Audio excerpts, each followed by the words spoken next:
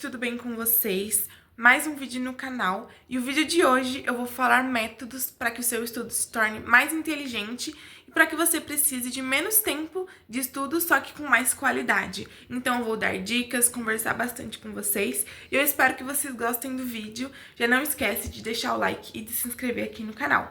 É isso, bora pro vídeo! Bom, gente, então estava aí estudando, fazendo algumas anotações de hematologia, de acordo com o PDF que eu estava vendo. E dessa vez eu estava sem motivação, sabe? Quando você tá com aquela preguiça, com aquele sono, tudo junto. Estava apenas com a cara e coragem aí para poder estudar.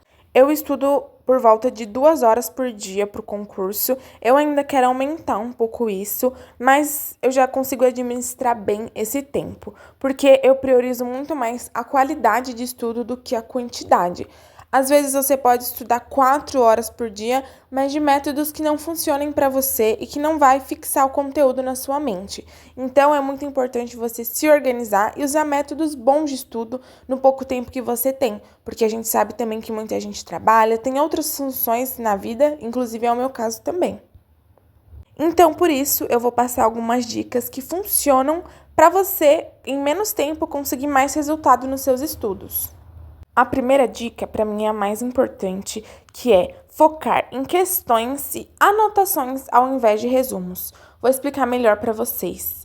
As questões são muito importantes, principalmente para quem vai fazer concurso público ou vestibular, porque é na questão que você vai entender como aquela banca vai te cobrar, o que ela quer que você saiba, e você vai pegando literalmente o jeito da banca cobrar. Então você vai sacando as pegadinhas, os conteúdos que mais caem, tudo isso envolve prática. Quanto mais você faz, melhor você vai se tornar naquela coisa. E nas questões do concurso é a mesma coisa.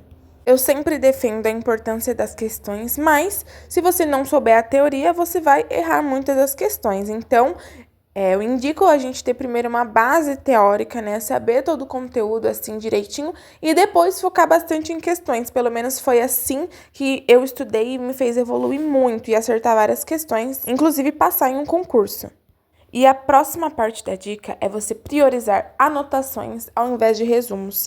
Para mim funciona muito, porque o resumo, ele tem uma função que para mim não faz tanto sentido. Às vezes a gente desperdiça o tempo copiando algo que já estava escrito, sabe? Então, anotações é diferente. O que você pode fazer? Enquanto vê a videoaula, você consegue anotar os pontos importantes, porque aí você já vai ter registrado tudo que você precisa saber sobre aquela matéria.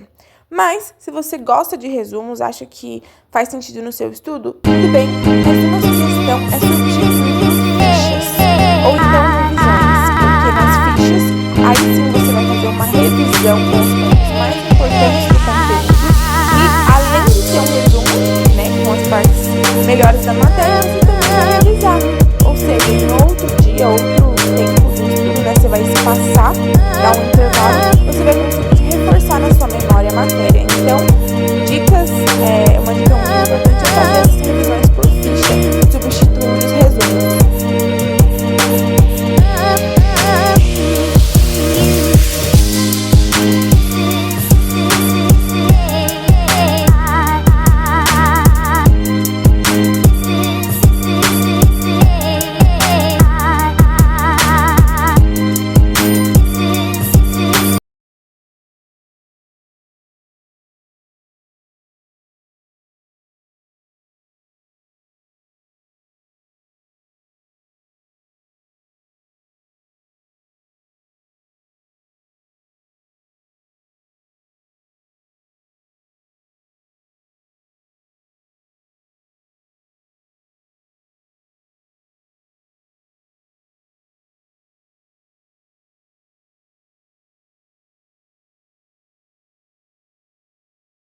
A próxima dica é referente à organização de tempo, que é o que a gente começou falando no começo do vídeo. Eu gosto muito de usar o método Pomodoro, que funciona muito. Literalmente, o tempo passa de estudos e eu não vejo. Que o método consiste em você dividir os seus estudos entre blocos de produtividade e pausa. Então, por exemplo, você estuda por 40 minutos e pausa 10. É o que eu costumo usar, ou às vezes eu até estendo um pouco mais. Se você tem mais prática, consegue estudar mais tempo, você consegue estender o tempo de estudo. Mas As pausas são muito importantes, porque você vai descansar o seu cérebro, distrair, você vai ficar menos cansado e a sua mente vai absorver melhor a matéria, porque você vai ter esses descansos que vai fazer muita diferença. Importante, nessas pausas, o aconselhável é não usar o celular, porque quando você está no seu celular, a sua mente não está descansando, ela está absorvendo várias informações, a luminosidade, então a sua mente não para. O mais legal seria você olhar a vista para até descansar um pouco os olhos, enfim, fazer algo que não envolva celular. Isso ajuda muito, gente. Testem que vocês vão sentir a diferença usando esse método. Eu costumo usar, mas não muito, quero usar mais, inclusive, na minha rotina. Vocês têm algumas dicas também de estudos que funcionam? Coloque aqui nos comentários. Mais uma dica é sobre revisões. Eu, quando comecei a aplicar revisão nos meus estudos, eu vi muita diferença. Comecei a acertar muitas questões. Por quê? Às vezes a gente passa batido nessas dicas que as pessoas dão. Eu fazia isso, eu não ligava muito para revisão. Só que depois em que eu comecei a estudar para concurso, comecei a ver as matérias várias e várias vezes, as mesmas matérias, porque quem estuda para concurso sabe, algumas matérias são meio repetitivas. Por exemplo, português, crase, sempre cai. Então você acaba tendo que estudar várias vezes o mesmo tema.